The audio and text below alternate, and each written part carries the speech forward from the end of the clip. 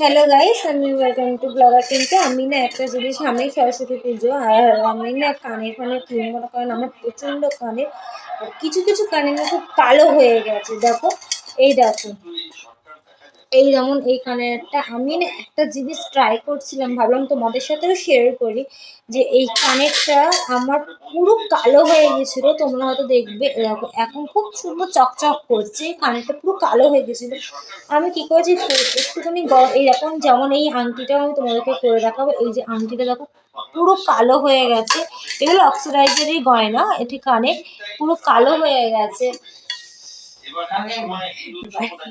ঠিক আছে, তো একটুখানি গরম জল আর একটু কোলগেট মাজন নিয়ে নেবে, নিয়ে না এরকম ঠেকিয়ে ভালো করে এটাকে না ভালো করে ঘষবে, দেখবে পুরো ময়লা এবং কালো যে ভাবটা সব বেরিয়ে গেছে। আমি তোমাদের একটু দেখাচ্ছি। আমি গরম জলের সাথে করবে, তাহলে জিনিসটা খুব ভালো হবে। ওই একটু টাইম লাগবে, ভালো করে ব্রাশ দিয়ে একটা ঘষবে।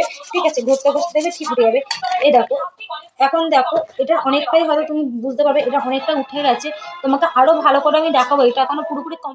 তোমাদেরকে বলেছিলাম আমি দেখাবো, তো তোমরাই এবার দেখে নাও যে এই কানেরটার সাথে যে আরেকটা কানের কেমন লাগছে, কোনটা ভালো লাগছে। কারণ এটা পুরোপুরি আমার পুরো পুরো কালো হয়ে গেছে।